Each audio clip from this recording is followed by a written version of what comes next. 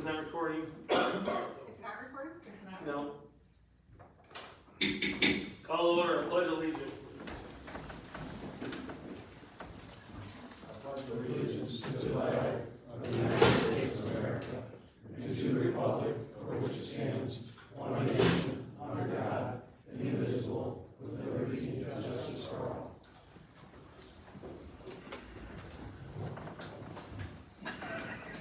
Technical difficulties. Maybe.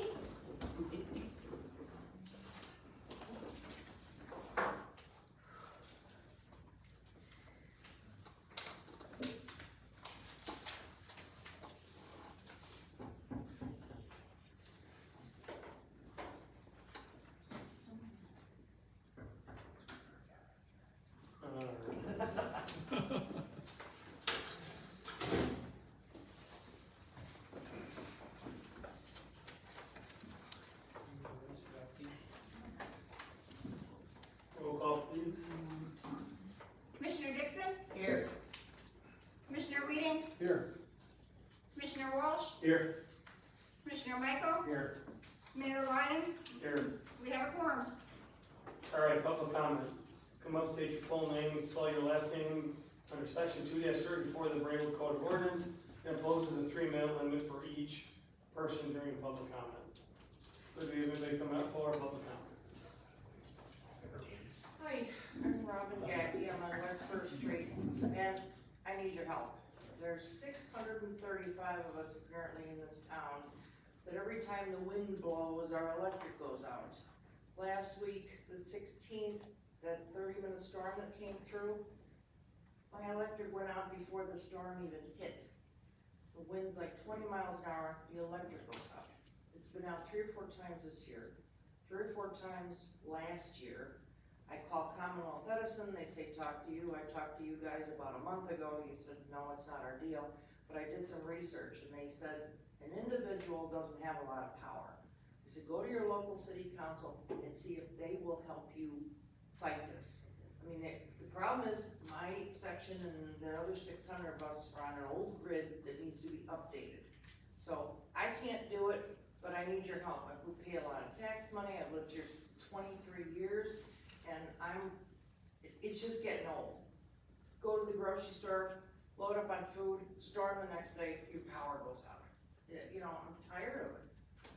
And I'm not alone, like I said. You call Edison, you call that hotline, Yeah. and they tell you, there's 635 people that the power's out. So there's a lot of us, there might even be some people in here. What's the address again? I'm at 670 West First. My neighbor who's at 670, 80, no, she's at 660, she has power, every time, She has power. she has power. It's my section and then down on Kennard, we're all out, and I don't know how far else, but the rest of the block, it's on, and that's frustrating. My husband's got insulin and stuff in the fridge, you know, it's not like we're asking for a lot, but I need you guys to help, because I'm always just laughing. All right. See what we can do. All right, Chris Erling, E-A-R-L-A-N-G, better known as Pookie on Facebook apparently. 180 North Mitchell Street. So I just wanted to say, you know, another ordinance, you know, has popped up on Facebook, of course, and I just want to, I don't know what the hot topics about the ordinance things are lately. I've seen 3 of them pop up on you know, on Facebook over the last month, and I've tried not to comment, but, you know, like this last one today that just, you know, kind of popped up. You know, you know, about picking and choosing, you know, who gets, you know, who's gonna get permits, who has to have permits, who doesn't. I mean, you know, I don't know the whole situation.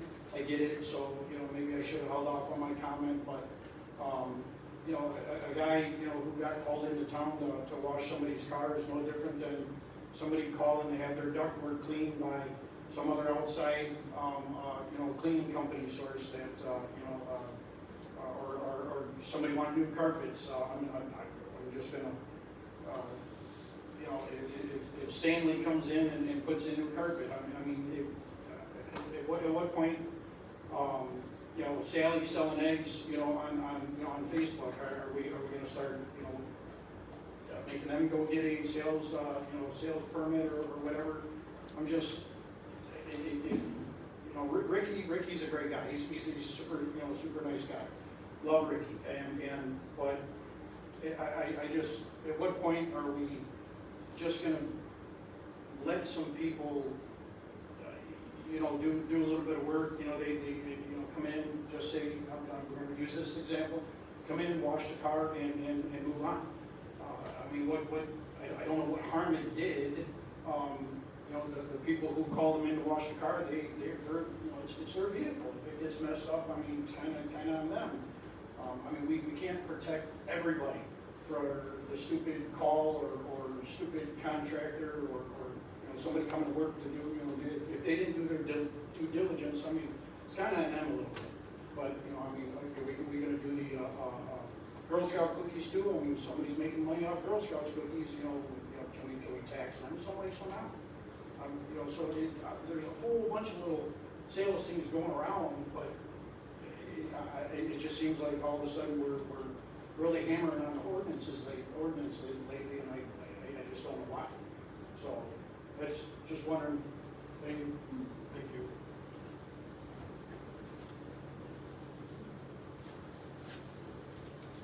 Tony Altieri, Altiery. After being at the last council meeting and hearing the finance commissioner tell half-truths and multiple accusations that the last council did not do correctly, let me review some of these. Maybe we can get some more accurate answers. Yes, the last council did sign a multi-year purchase for body cams and storage due to the House Bill 3653, which made it mandatory to have body cams for the officers and retain all footage. It was easier to do over multi-years. The mayor, being a previous chief, knows this, could have corrected the misinformation, yet he decided to let the misinformation slide for this instance and any others. As for tasers, yes, less lethal is the way to go if possible. The current tasers are out of date and they have the ability to upgrade at a discount. So save money and keep the officers safe is definitely a concern for the past council. It does not appear to be the same concern for the new council. Living is getting more expensive every day. During the last election, the new council ran on saving money and keeping the small town feel. First thing they did was change the ordinance to wrongfully terminate myself and change ordinances to go after people. Let me see if I can remember the phrase I heard from some of them. Get back at those who they believed wronged them. Our taxes went up 11.4%. Our water bills went up 4% needlessly. Now they're spending approximately $20K for drawings, approximately $1 to $200K for engineering, and up to an additional $1.5 to $2 million for construction. Not to mention the $50,000 to $75,000 per year for maintenance. It is a match grant, which means if we spend $2 million, we could receive up to $800K back, according to Steve. 800K. This means that we will still be spending anywhere from $800 to $1.2 million of your taxpayer dollars. All of the council should be ashamed of yourself if you do this. And there is so much infrastructure, roads, sidewalks, and more needed in our community. We already have a zoo with a stage no one uses, multiple park areas, and a wonderful main park, which could be assisted in more improvements. Vote no to wasteful spending. You guys are on the track to being the most financially irresponsible council there ever has been. That's all I have to say. This is Susan in the back. She's a process server to serve another lawsuit brought to the city by Todd Lyons that brings his total to about 4, I believe, due to not following rules and regulations that he expects from everyone else. Thank you.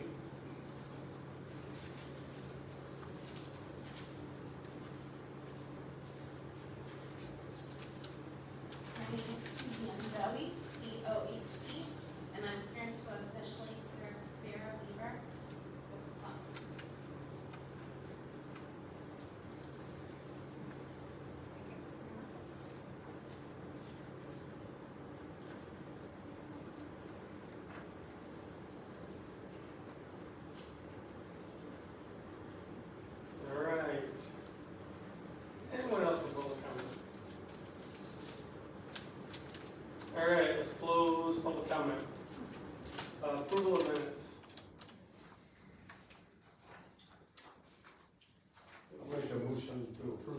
Tuesday, July 8th, 2025, regular meeting.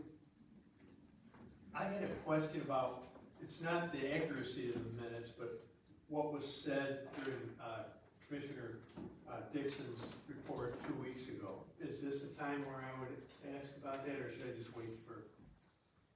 They were speaking about the audit, the forensic audit, that we're not doing it Yes, because of the cost. yes. And I heard you say it 2 weeks ago, but you said we're not comfortable with putting the city further into debt by having this audit. Now, I don't know if you meant the audit budget. Yes, the audit budget. Okay, The audit budget is $22,000. so the Okay. city, is the city in debt or not No, in debt? the Okay, city is not in debt. Okay. But if we do a forensic audit, 2 financial, we have we have this one, another one, and then ours. Out of the budget, we are gonna be, you're looking at 60,000 for three audits. Mhm. We only have 22, Okay, and we're doing back audits. it's just the wording, I guess. Yeah, when and maybe I say- didn't When I word put it the city completely further into correctly. debt, it assumes the city's in Yes, debt. no. Okay, that's all I had.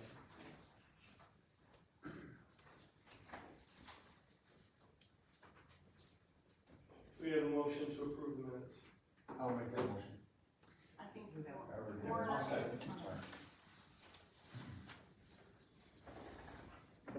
Commissioner Reading, Yes. Commissioner Michael, Yes. Commissioner Dixon, Yes.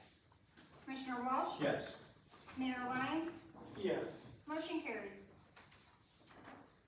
All right, reports by city officials. I want to start by throwing a couple of attaboys out there. Thank you to the Lions Club. Thank you to the Braywood Park District, Braywood ESDA, and all the volunteers who made this year's Summerfest a success. Obviously, when you go out there, there's a lot of work goes behind the scenes. A lot of people put a lot of time into it. Thank you for all the people that volunteer their time for Summerfest. Second of all, again, to operate a business or operate a city, it does take costs. So there has been talk of a possible potential data center coming to our community. A couple of meetings ago, in public comment, somebody had come up and expressed some concerns, the benefits of a data center, and they had some questions.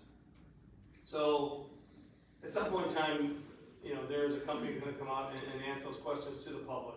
But there's some things that I wanted to know. So myself and Commissioner Michael and School Board President Greg Boyer, we had contacted some mayors up north, and we did a couple of tours of data centers, because we wanted to know these answers too, because we have the same concerns as our citizens. And one of the noise was, there's a noise pollution thing. And Moose, you could, contest this too, or attest, but when we toured it and we walked up to the data center, I think there was a mower 100 yards away that was louder. It did not put off any noise when we were there. We noticed it was landscaped, it was nice, it was just a nice looking building. I took some pictures of it, and I was kind of talking to Stephen outside our elementary school would be the nicest building in our town. That they make them look nice. The one thing we didn't notice also, there was no truck traffic. So when you go up to Wilmington, you go to Lorenzo Road, or you go up to Laraway 53, and you see all those commercial buildings, you see a large amount of truck traffic. We toured 2 different data centers, and we didn't see one truck going in and out. Again, it's buildings that collect data. We didn't even see employees going in. Obviously, we were there around lunchtime, but there was no traffic. Talked to the chief of police, and I talked to their mayor. There's no police calls. There's no stress on the community. I can't give the figures, but we've had just a couple Zoom meetings. It's very, very lucrative to our taxing bodies. It just is. It would bring a lot of money for our city, to us to do some work on some projects. It would be a substantial amount for our school district.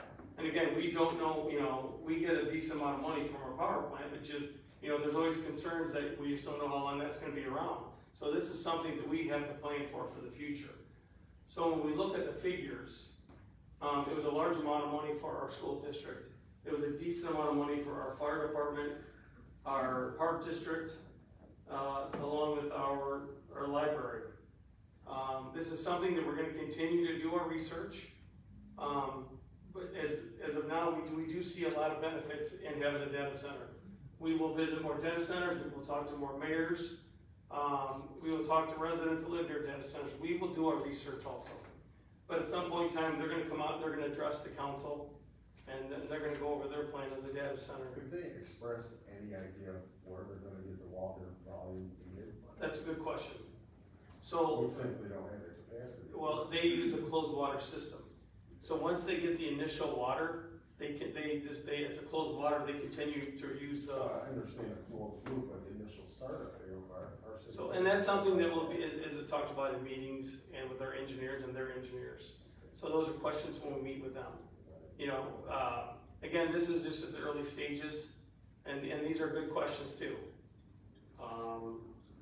But I think they're gonna be out in the next couple weeks to explain everything to the board, and if we have questions, those are the time to ask those questions. Okay, I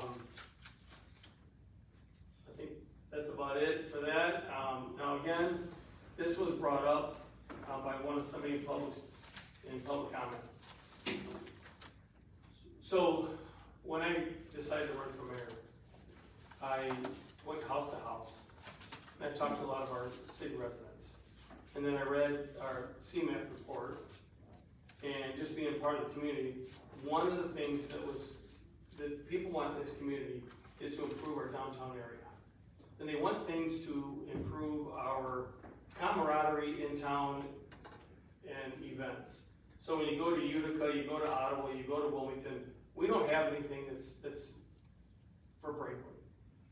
So just through conversations with people when I was out going door to door, a town center came up, something that we can be proud of that's ours. And so that's where I come up with this town center. So when we hired Steve to be a consultant, I said, hey, we own some property. I've talked to several people in our community, and I said, this is something that our townspeople want. They want a town center, they want a dog park, they want a splash pad. Do I think that we can all do that in one? I don't know. But we have to make a step in that direction. Because if you don't make a step, it's a dream. But once you start moving forward with something, now it's a goal. And it's a goal that we take some of our money and invest it back into the city so taxpayers can enjoy it. And I feel strong about this. I don't know how the other council feels, but I feel strong that the citizens want a town center. At least let's start working toward a town center. Right now, I don't know how much a town center would cost, but I know that we've interviewed and we've talked to an architect that would draw one up for us. They would apply for the grant. You know, hopefully, maybe within that town center, maybe we do get a splash pad. Maybe we do get pickleball courts. But these are what people want in our community. So as a mayor and as a city council, I think we should start working toward that. I'm gonna try to attempt to pass an ordinance. I feel strong about it. I don't know how the rest of the council feels, but I know that this is something that the townspeople want in our community. So I am looking for a motion, to request a motion for ordinance 2533, approving and authorizing the city of Braidwood to enter into and for the mayor to execute a professional service proposal with Hitchcock Design Group regarding a town center master plan and apply for the Osland grant application. I'm looking for motion. Can I make a comment about it? The CMAP, I believe, was a 10 to 20-year plan. The last one we had was quite a while ago, so that's, and you have to have that to get grants. Now, my question is, do we have to have Hitchcock Design Group? Do we have to pay them $18,000 to help get a grant? That's, I mean, is it a stair-step thing, or prerequisites for, can we apply for a grant without these people? There is prerequisites, and there's things in the grant that would, because there's things in this, that has to be in our town center to apply for the grant. And they are going to help us with it. And and that's part of drawing it up for us and what we want. So they will work with us, work with the city, work with us to come up with this projected plan. Then they apply for the grant, and the reason why it's coming up early, because the grant's expiring in September until next year. And, if I'm leaving something else, because you were side by side with me on this. Yeah, so the OSLA grant, Dale, it is a very competitive grant. It's for land acquisition and or development, so it's a very competitive grant. If you're lucky enough to get chosen, there's about 100 applicants that get chosen. You have to go down to the IDNR down in Springfield to present. And the ones that typically get the grant awards have professional landscape architects putting it together. Because they look at, there's a point system, and they have to do an inventory of what we have here in Braidwood. And then they look at the NRPA standards, which is the National Park and Rec standards. And where is Braidwood deficient? And then where would Braidwood benefit? Splash pad, gazebo, whatever those things. And so that is kind of an intricate process. And if we want to have a really good chance of being successful for the grant, we need to hire a professional who knows how to go through that process, knows what the NRPA standards are, knows what the point criteria is for the grant, knows exactly the buttons to push, because they've done this grant probably 100 times. And my philosophy is, if we're gonna go for a grant, let's make sure we're all in, and let's make sure we get it. It's very competitive.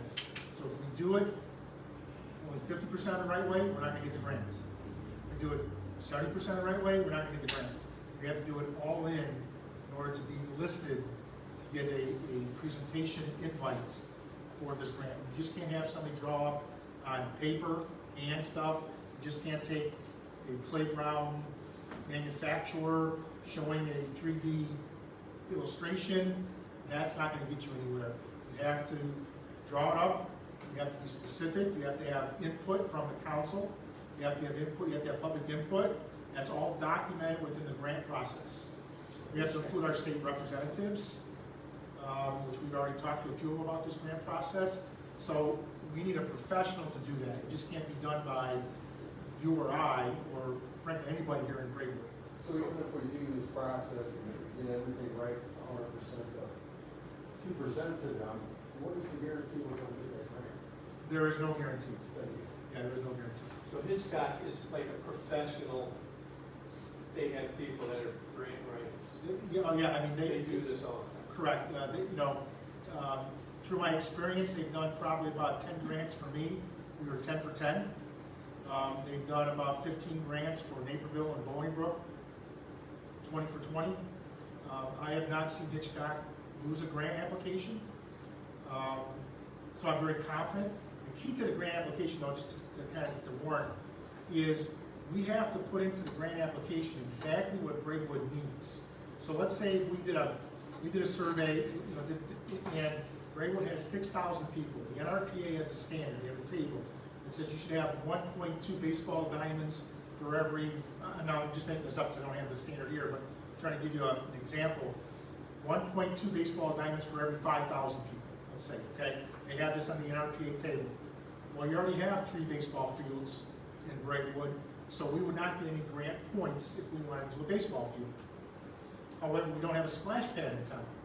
We don't have pickleball courts in town. We don't have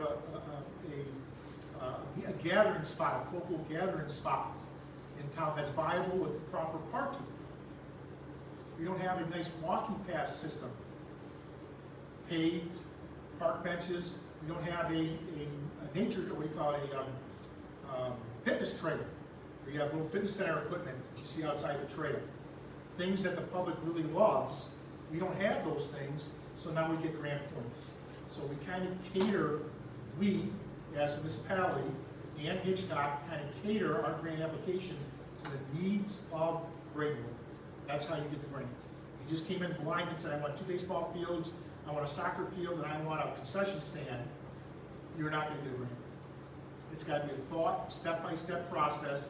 We have to check the boxes as we go through this process to increase our chances for the grant. Now, the other one thing, on the unlikely that we don't get the grant, And certainly if there's 150 applications, they got cut off somewhere, right? So there is, I can't say for guarantee that we will get the grant. However, we now have a drawing. We now have a schematic design that maybe we can phase over 4 years. Maybe we can do 200,000 a year, 300,000 a year. But we have a starting point of the design that collectively and collaboratively the community likes. And now we can take small steps to implement that plan. But you gotta start somewhere.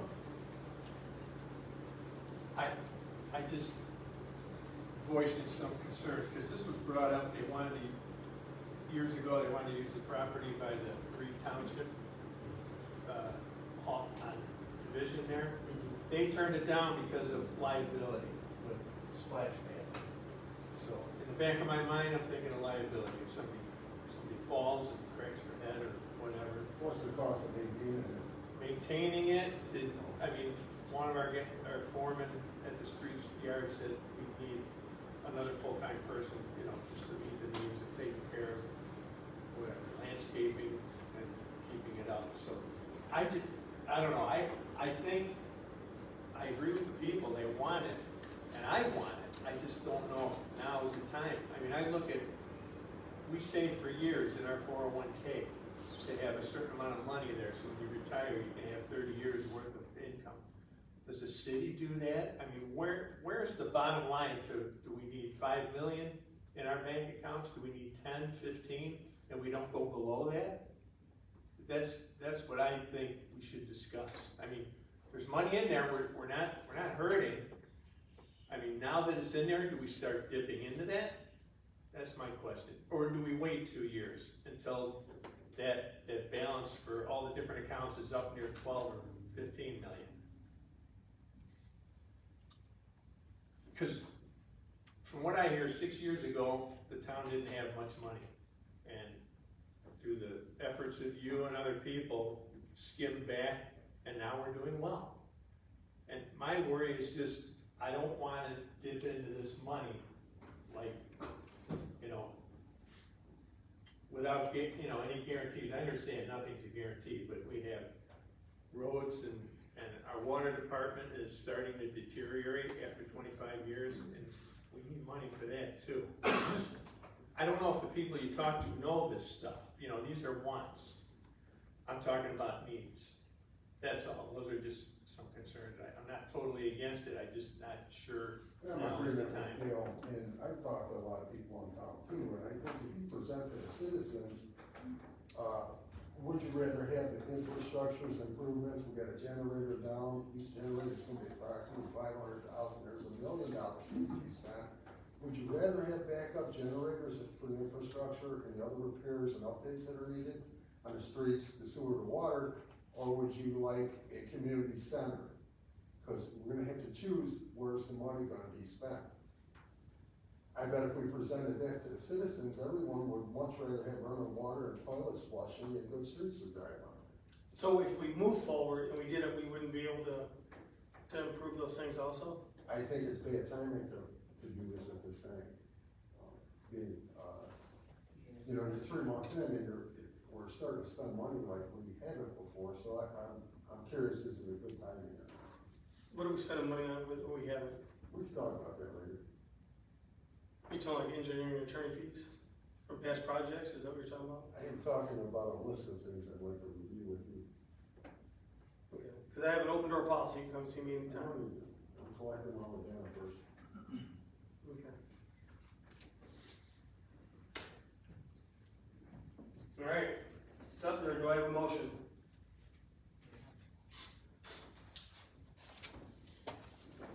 I'll make that motion. Do I have a second? I'll second that. Commissioner Dixon? Yes. Commissioner Michael? Yes. Commissioner Weeding? No. Commissioner Walsh? No. Mayor Lyons? Yes. Motion carries. All right. Reports by city officials, okay? Okay, we got city manager consultant, we're up next. So one item that, for discussion, and first of all, I want to give you the council's feedback As you're aware, we have now a cover page called a request for city action. It's a cover, it kind of summarizes the action that's attached to it. This is a better way for you as a council member to get familiar with the item in the packet.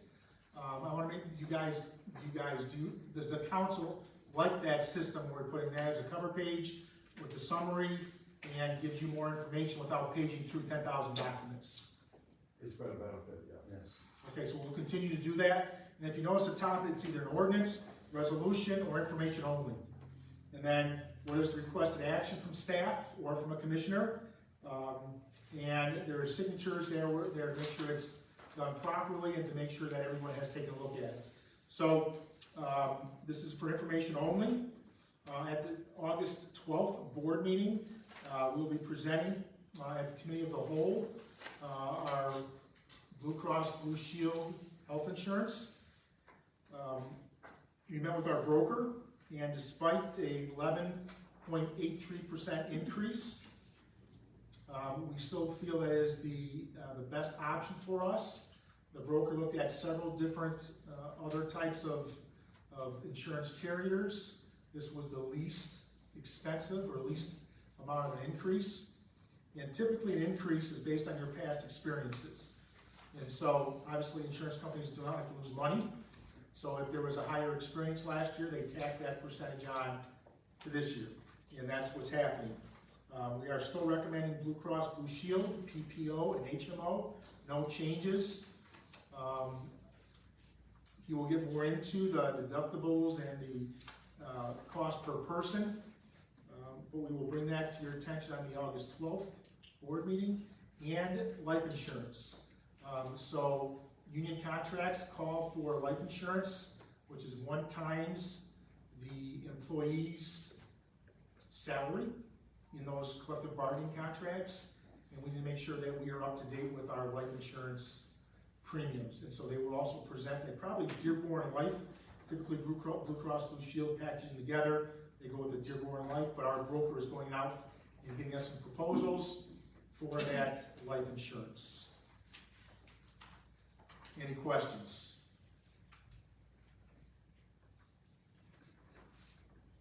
Okay, so I'll briefly go through my report. There's a lot in there, but I'm not going to read everything here. So just the Water Tower City Hall, really no new updates. Building code updates, nothing new.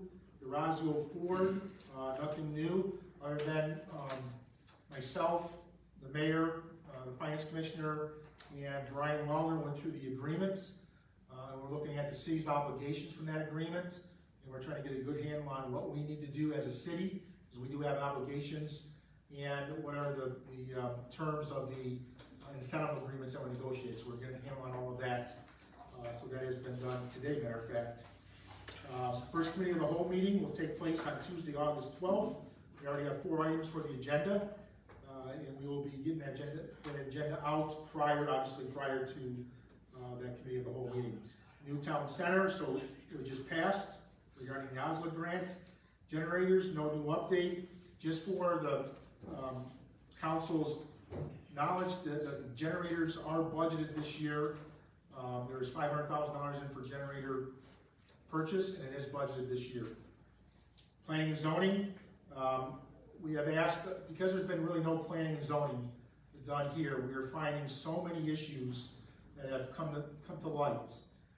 We have asked Robinson Engineering to supply us with a planner to help us take through big projects. We have truck stops, we have potential data centers, we have a luxury home builder. We have a lot of different projects, and we want to make sure we take it from cradle to grave properly, and we follow a step-by-step process. And so I will be showing you a flow chart, I will be showing you a developer's handbook that we will utilize, and that will be our Bible on how to take a development such as a data center from cradle to grave.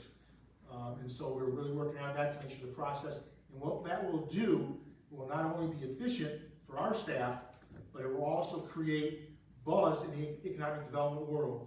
One of the big things that developers look at is a process. Time is money to a developer. And if we have a smooth, efficient process, it could be hard, but it's smooth and efficient. Developers tend to really like that, and that word gets around, and it can certainly spur some economic development down the road. Development Review Committee, we had our second meeting, and this is where the process starts. So a new developer will come in, present the development. We'll have police, fire, public works, engineering, and attorney right there and say, here's our comments, and here's how we take this project to the next step. Everybody's on the same page. No new update on computer purchasing policy. Liz and I are working on a purchasing policy. We have some drafts. Liz will be presenting that hopefully at the August 12th board meeting. There's a lot of things that have come up, but that's what we're shooting for is August 12th. You can read the new drainage issues. I just listed them. We are starting to obviously track all the drainage issues. One we can check off, so we had one win today. One we can check off, that was looked at, addressed. We talked to the resident, and it was settled, so it was a win. Ginta, the inspectors, Sean did a great job, and his team did a great job of inspecting all the curbs. There is multiple curb damage within his initial curbs that he put down on the second phase. If you notice out there, they're saw cut, they have red spray paint on them, the asphalt's got issues, so we're holding Mr. Ginta to the to our ordinances, to the ordinances that were established, and so that's beginning. And one thing too is these engineering fees and some lawyer fees, they are reimbursable, so it's our job to track. So Mr. Ginta will get a bill from the city of Shorewood, excuse me, the city of Braidwood, and based on Sean's hours and his time, and that will be then reimbursed by Mr. Ginta, using it as an example. Property maintenance code, we did serve a summons to the dilapidated garage. That person is due in court on August 12th, so we have moved that process along. Economic development, 2 hotel developers. The mayor and I are meeting with one next week. This person is the hotel developer of the La Quinta in Joliet, right there off of I-55 and 52 is right there, maybe? Yeah, 52 is right there, yeah. So we are meeting with the owner of that hotel who has some interest here in Braidwood. Luxury subdivision, we talked about that. Ultimate Rides, we are working with him. We have some hiccups and some challenges that we are trying to work through, but there is some challenges, and he did receive his engineering review letter. He is out there doing work at his own risk. Brian has put together a draft development agreement, or he's working on a draft development agreement that talks about incentives, and however he needs to do his project right. It can't gravel, it can't look shoddy, it has to look professional. And so we're working through some of those issues as we speak. Springbrook Software, Sarah, we have a meeting coming up this week. This week or next? This week. Again, to go over the different modules they have. Areas of attraction. Sarah created a nice economic development map for us.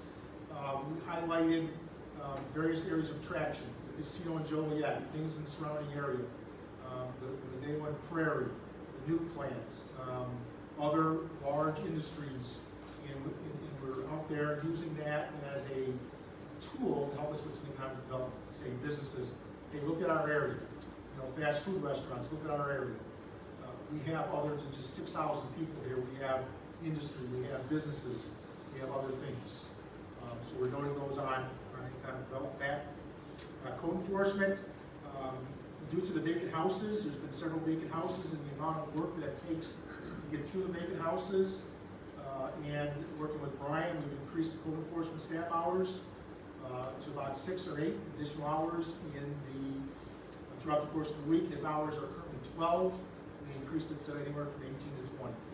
But these vacant houses are taking a lot of time and taking a lot of energy and other things that he's working on. Stacy Court, this is for Dale. We're doing the bid, as you said, we're going to bid the wings as our base bid. We're doing an alternative as to what it costs to do all asphalt. So So we don't have this concrete issue in perpetuity, every 10 years, 5 years. It's a lot easier to grind and resurface over pavement than it is to replace concrete. We're just getting a look at that and see what the cost is.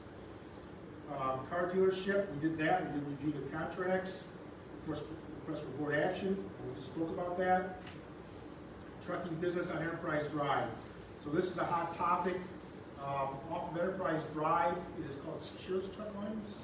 Secure Truck Lines, they were granted approval about 2 years ago regarding this business. However, there was never any final engineering nor final permits ever submitted for this individual to operate or to construct what he constructed. He constructed things wrong. His berm doesn't have the right slopes on it. Sean has done a massive engineering review on this project. The gravel does not meet the standards, our ordinances. He has not paved the driveway. He put huge concrete blocks in the opening. He did not put his fence on. He did not put his berm where it's supposed to be. He did not continue his berm like he was supposed to, so he is in violation of a proposed plan, but nothing was ever passed. So we sent him a letter saying that he needs to come back and offer something to the city with respect to what he's going to do in a phase 1, and he has to complete his what he came here at the council meeting and showed pretty pictures of fencing, berms. I have copies of his PowerPoint or PowerPoint, whatever it was, he passed out, and it is nothing like what is there today. Steve, where's Enterprise Drive? So Enterprise and Oh, okay, Route 53. Right, yeah. Out of town. Okay. yes. So this is a challenge that we have, and right now we are spending dollars with engineering and lawyers' fees because it was never approved and it was never completed the way it was supposed to. And so we're trying to get him either to complete it, to comply, or we have to decide if we're going to take action because he has not complied with any of our standards, and he hasn't even complied with his proposed unapproved plan. So it's kind of a nightmare. That's all I have. All right, city clerk, Nothing to report tonight, Mayor. city engineer, Nothing. city attorney. Okay, reports by commissioners, council finance. Okay, first, I am going to make a motion to approve the payment of bills in the amount of $86,421.26.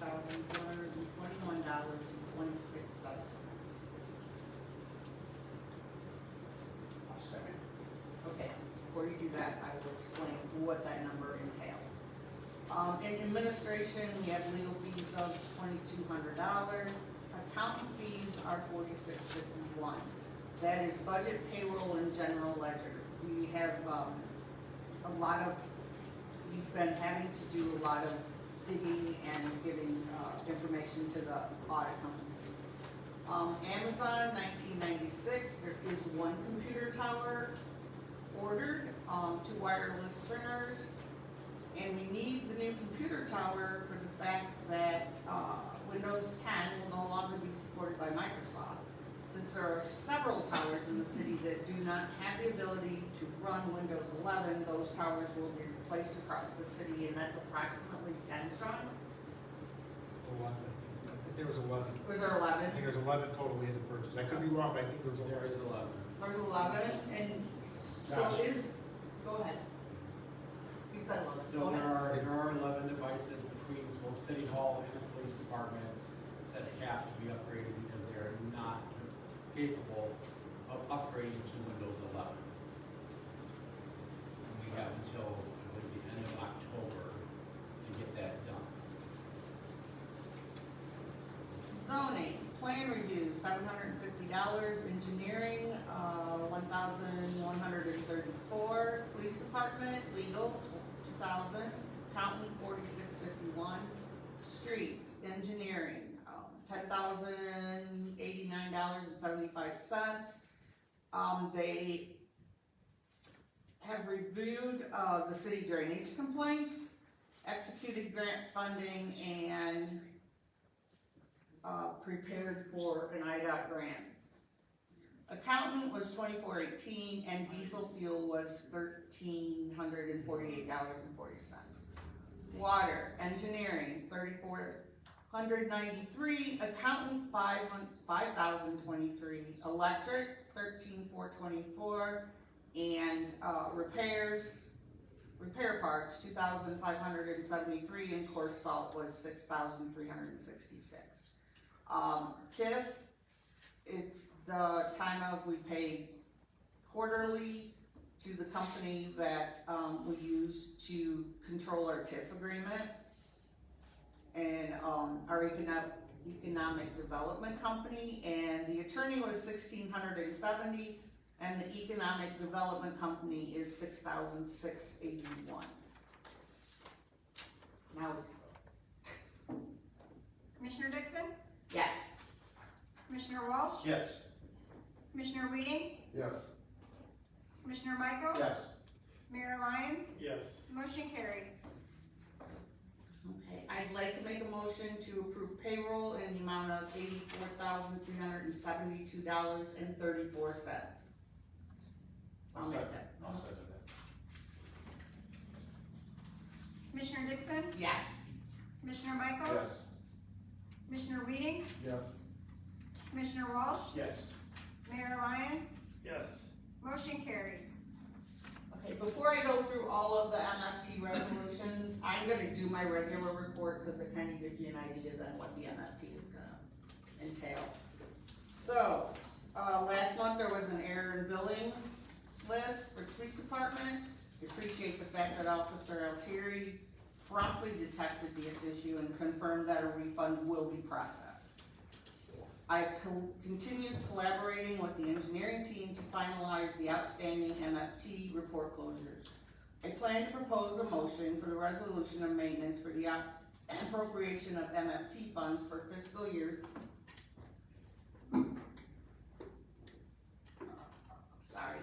for fiscal years 23, 24, 25, and 26.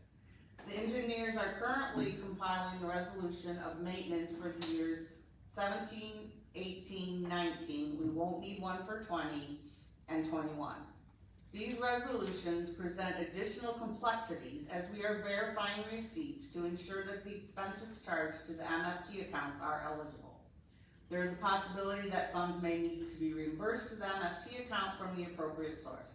The city anticipates having a comprehensive report by next week to determine if any such repayment is necessary. The new copier has been delivered, installed, and initial training has been completed.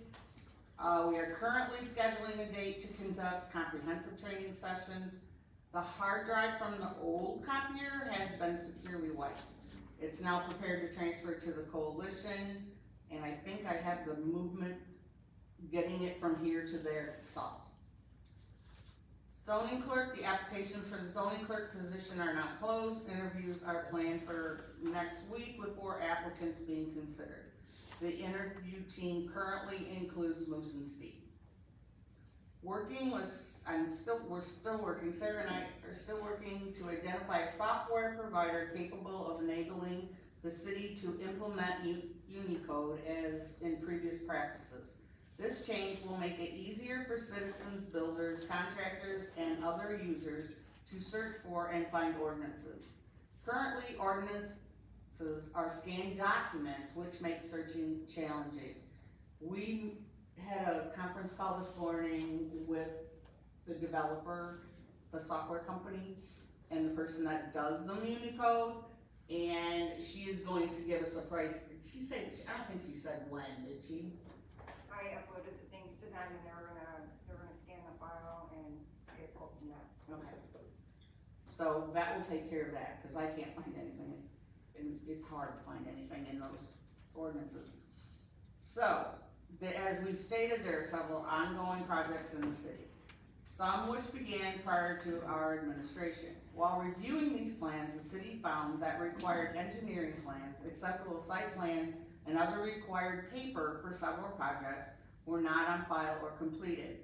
We have come across plans for buildings that consisted of hand drawings of house plans, etc., on a piece of typing paper. Due Due to this type of error, we have incurred raising engineering and legal fees. We are now requesting that completed revised plans for our records and before a permit will be issued. In addition, several site plans remain incomplete or never started. Therefore, we are requiring that these be finalized to ensure all project documentation is current and in compliance.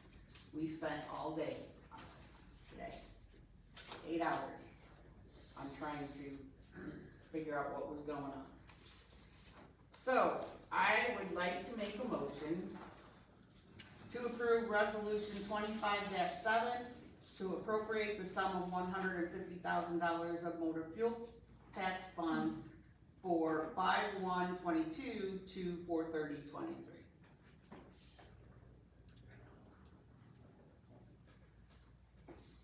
I will second that. Commissioner Dixon? Yes. Commissioner Michael? Yes. Commissioner Weeding? I'll abstain. Commissioner Walsh? Yes. Mayor Lyons? Yes. Motion carries. I'd like to make a motion to approve resolution 25-8 to appropriate the sum of $160,000 of motor fuel tax funds for 5/1/23 to 4/30/24.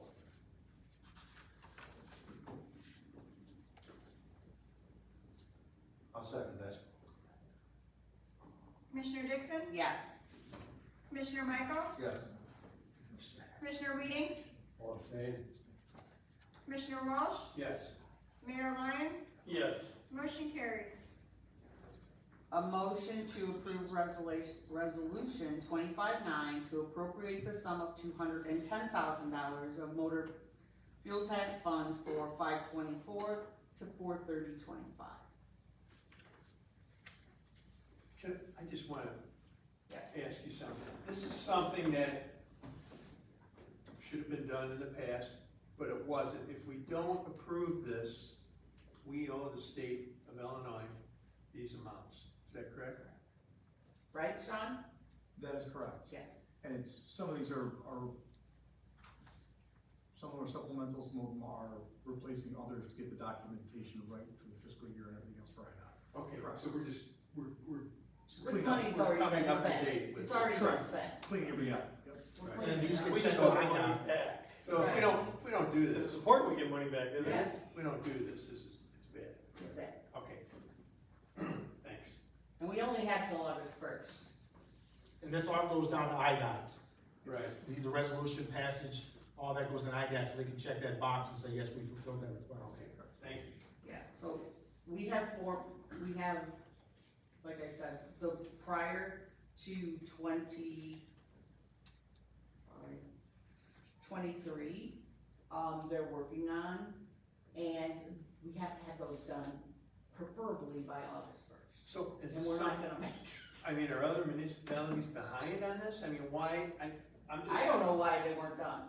I'm just Don't ask me questioning, that question. why, if it's August, how come August of last year we did, if it wasn't done? IDOT does periodically, IDOT will go through their audit records. IDOT's historically not great about responding to you. You'll send paperwork into IDOT, send it out to IDOT. It takes IDOT a while to process things through their system. They may flag something and say, hey, we don't have this paperwork, can you get it to us? So they'll do a section review, and they'll send you a printout. Hey, these are open sections, we're missing some of this information. So they've sent us the information, they need this by a certain. Correct, and they wanna just get it kind of buttoned up on their end of it. So we've talked to IDOT too, there's the couple that we're still missing, that will be on the next board agenda or council agenda. They're okay with that, they just wanna keep moving this Keep up along, with the get all this stuff together, because once you have the resolutions, then there's some additional signature paperwork that goes with it for the closeouts and everything else that has to go to IDOT. Okay. Yep. Thanks, John. I mean, we've already spent it, so. Right. I will second that. Commissioner Dixon? Yes. Commissioner Michael? Yes. Commissioner Weeding? I'll abstain. Commissioner Walsh? Yes. Mayor Lyons? Yes. Motion carries. I think I'm on number 6, right?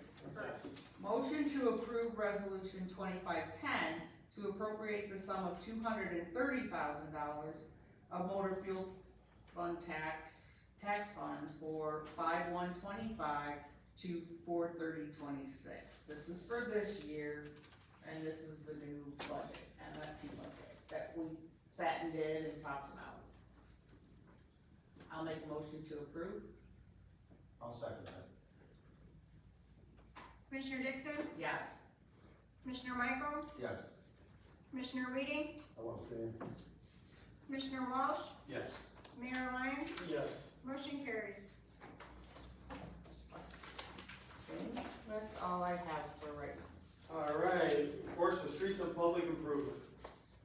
Yeah, I just wanted to reiterate what you said, Mayor, about, our guys did a great job prepping the city for the festival. And I was there Sunday night, there had to be over 2,000 people for the fireworks. Yeah, it was a great show. It was really nice to see, it was a beautiful night, so, and on top of all their other duties, they did a great job, getting the city ready, so, that's all I have, thanks. All right, on to public buildings and property. I would like to request, by next meeting, and a lot of people have asked me this, and we can talk about it, but I think it's just better to get it out to the citizens. What were all of our account balances, when the new administration came in, and what is the account balances to present day? I can tell you that right now. Please do. General funds, Yeah, all four. there's three. There's four. There's four funds, four accounts. Interest bearing account, the other three accounts, correct? You mean Bank Pontiac? Yeah, that's 100, what is it, 100? 160. Yeah, that's leftover, But that's grant money. that's grant money. Right. So when we took office, it was at 8.5, 8.6. I took $1 million out, okay? I put 500 back. We are now at 8.6. Which fund did you take that out of? I didn't take it out of anybody else, I took it out of general, because it was going into general fund. At that point, because we had no revenue coming in, because the It tax, was April, May. so we had no revenue, so we had to move it over to account when we pay our bills. So we're back up to 8.6 million after you deposited the 500,000. We've made interest and that it gets up to that, when I deposit the next 500,000, it'll be 9.1. So it's good, we haven't touched it, I told you when I touched it, I haven't touched it since. Except for to put money in. When do we expect to receive the first, we received the first installment of the property taxes? Yes. And so the second installment comes September roughly? Whenever Will County feels like. Yeah, September, October usually, something like that. You pay in September, so we'll see. Oh, I can do that. The accountant's out of town, and he's the one that, pulls that report for me. You know, thanks Liz for staying on top of that. I mean, you put a lot of hours in. The next meeting, I'll pull it. I don't have, he's back, he's gone for a month. Okay. That's all I have. All right, Pardon me. Bruce, comment? Yes.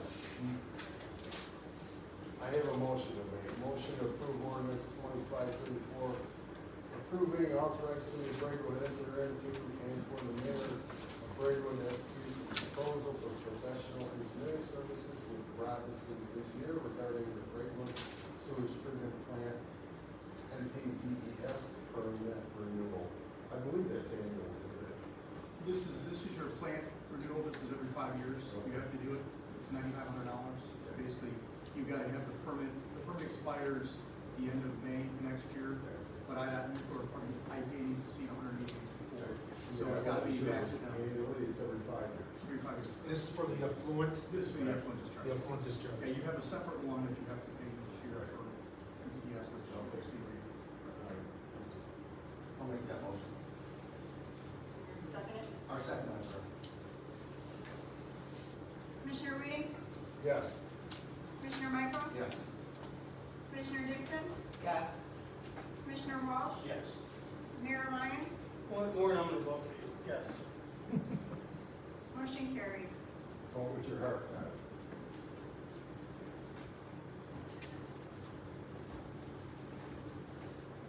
All right. Public health health and safety, what do you got for us, please? Yeah, I wanna just, again, the park district, the police department, fire department has the, Josh Bada, thanks for all you do for the city. You're always out when, every day I go out, I see you out. And the city crews do an amazing job.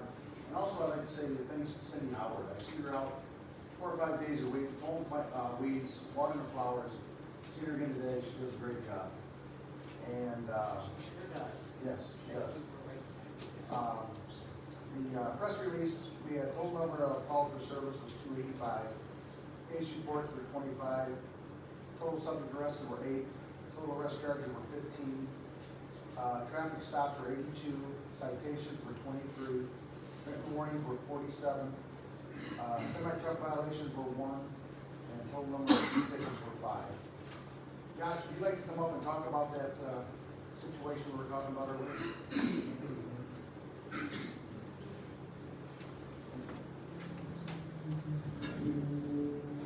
So, in this week's Braidwood Journal, you guys are gonna see a notice for a public hearing from IDOT.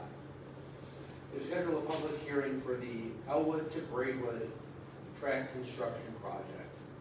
What this is they're gonna host a public hearing on Thursday, August 7th, concerning the Elwood to Braidwood track construction project as part of the Chicago to St. Louis high-speed rail program. Representatives from IDOT, as well as the high-speed rail team, will be available to discuss information regarding the project.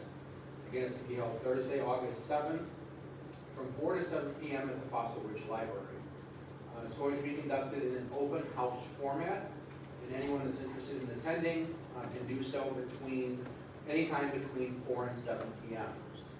Attendees are going to have the opportunity to view continuous audio-visual presentation, and also review exhibits, provide written and verbal comments, and also meet with representatives from IDOT and the high-speed rail team.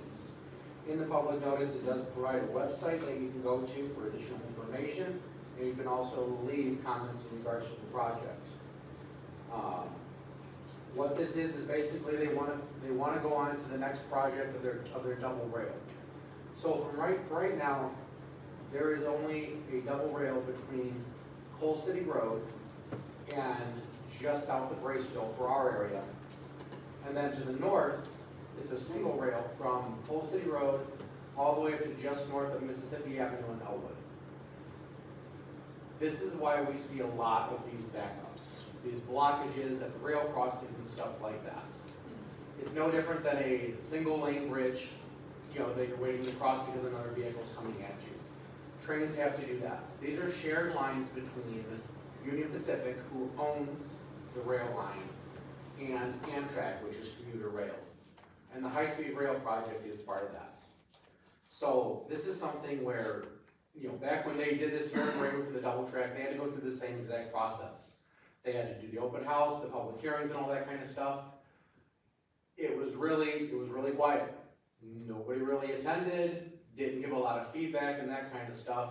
Yes, the public safety agencies were all kind of there trying to figure out, hey, wow, how is this gonna impact, wanting reassurance and stuff like that. And back then, we were given, reassurance, hey, this isn't gonna be a major issue for you guys. Come to today, obviously a completely different story. What we need is the public safety sector, police, EMS, law enforcement, ESTA, we've all been pushing and banging our heads against a brick wall with communicating with Union Pacific, our state representatives, our state legislators, our federal legislators to, hey, help us here. Unfortunately, a lot of times at the state level, our hands are tied. Our hands at a municipality level are tied because rail is governed by the Federal Railway Administration. The state law that's on the books about blocking rail, all that stuff was ruled unconstitutional. We can't find the railroads, the state can't find the railroads. So it's the federal level. But now, again, with this high-speed rail project coming from Chicago to St. Louis, this is another opportunity where we can communicate to IDOT, hey, we were told back then that these problems were gonna happen. You now wanna do the second part of the process, which is what we want them to do. Because now it's gonna help take that one-lane bridge and it's gonna make it 2 lanes. A lot of the traffic that these freight trains are waiting for is coming either out of Joliet, Chicago, out of the intermodals, that kind of stuff. and they're long trains. Going from, you know, again, north of Mississippi Avenue in Elwood, all the way down here to Coal City Road, that's a long stretch. And when you've got two long trains, only one can pass, one's gotta sit somewhere and wait. Having a double track all the way from just south of Braceville, all the way up into Joliet, into the intermodals, all the way going up that way, is gonna make a huge impact on the type of blockages that we're seeing now. Josh, is one for commuter and one for? No, They they're can shared, convert, it could be, yeah, it could be. So the one. same company owns both? Right, yeah, they're all owned by Union Pacific, and they're utilized by agreement with the commuter, which is Amtrak. So what we really wanna do is encourage people to show up at this open house. Number one, you know, it's a good opportunity to voice your concerns about what's going on now. You know, the blockages that we see at several of our crossings that obviously impact school traffic, commuter traffic, you know, fire, police, that kind of thing. You know, voice your concerns to them, because these are people that, you know, could probably make a difference if they really hear from people. Then number two, tell them, look, hey, get this project going. Get it going. You know, we understand that it's probably gonna be an inconvenience through Wilmington because they're gonna have construction. They're gonna feel the same effects that we felt when they put it through down here. We get it. But we want people to, let's get this going. Get that support going for it, so that way it'll help alleviate some of that problem down here. So where's the expansion you say it's gonna go for start? So from Coal City Road, where it goes from single track to Yeah. double track, all the way through Wilmington to just north of Mississippi Avenue in Yeah, 'cause there's a Elwood. lot of farm field there too. There is. It's a lengthy process, as we experienced back when they did it here. You know, it's not a quick process. There's a lot of things that have to go into it. But again, because we've already felt the effects of it, and we're still dealing with the effects of it, we would like residents to get out there and help push this. What was the date and time again? That was August August seventh. 7th. Yeah, Thursday, August seventh, and it's from 4 to 7 p.m. Again, it's gonna be an open house format, so it's not like they're going to be having everyone sit down and present all the information. It's kind of like how we did the CMAP open house. They're gonna have the information all along and that kind of stuff, and you can view it, you can talk with them, you know, you can actually register your written or your verbal comments that will go into the official record for the project. This is something that, you know, Braywood needs to get involved with, Godly, you know, Braceville, again, we're all kind of feeling those effects from this. So, And where at? the Fossil Ridge Library. Oh, okay. Yeah. So again, it's something where, you know, we've all been trying to get this taken care of, get this resolved and stuff like that. Hey, work with us. Don't block off all 3 of our main artery crossings. You know, they have gotten a little bit better at it, you know, that kind of thing. Back when they started doing all 3 quite heavily, you know, we were told there was a changeover in administration with Union Pacific and operations and stuff, and they didn't know that, hey, we should be blocking all 3, which, who knows. But still blocking, you know, the other 2, you know, going down that way. You never know when one's gonna be blocked. And when you need to get to an emergency incident or something like that, well, now you've gotta go down even further. You know, with having all 3 of our main crossings blocked, you figure it's 3 miles down to Godly, over, and 3 miles back if you had to come. 6 miles during a cardiac arrest doing CPR, it makes a humongous difference.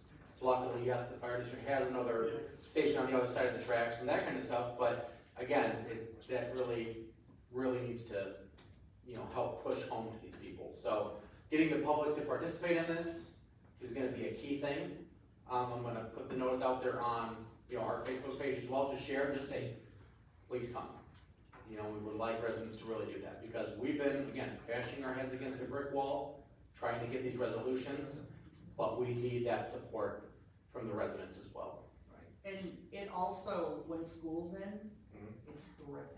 It is, it really They're is. blocked. They have to go all the way down. When you and have. turn around and yeah. come back up, and I mean, kids are late coming, kids are late going home, and it's just terrible. Yep. So, yeah, so we wanna encourage the public to really get out and do this, so. Thank you, Josh. Yeah, thank you. That's all I have.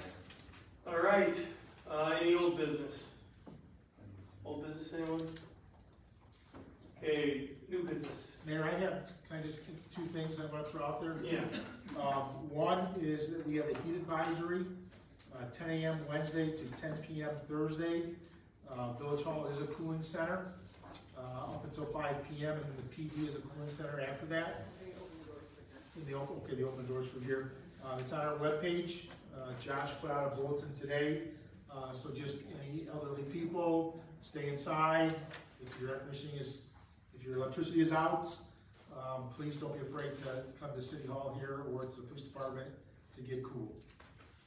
The second thing I have, I'd like to send well wishes and my prayers and thoughts to Shelley Frieders. Her dad passed away, and she is currently attending to Family Matters, but my thoughts and prayers are to Shelley and her family. Thanks for remembering that, yeah. And I just wanted to mention, Robin, I'm affected by that Are you power part of outage. And 635? they did fix, years ago, they fixed a lateral feed coming across the street from the old Jonesy's. And I thought that might have fixed it. There's gotta be something, because it was, the wind picked up and it was out. The rain My didn't even electric hit. went out when the wind was like 20 miles an hour. Yeah. The storm hadn't even hit yet and it went out.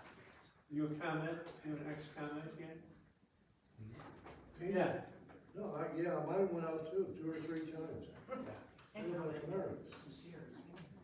So, I'll Everybody find out, I know has some to people be that work for ComEd, and maybe we can We need bring some it help. down to 'Cause the problem. I could go out and blow at my house and the electric's gonna go out. I mean, it's just getting ridiculous. So we'll give, Sarah and I took notes, we're gonna give our community affairs person from ComEd a call, and let them know that this is a huge issue, and, we're gonna request a meeting, and we can, figure out what's going on, Thank you.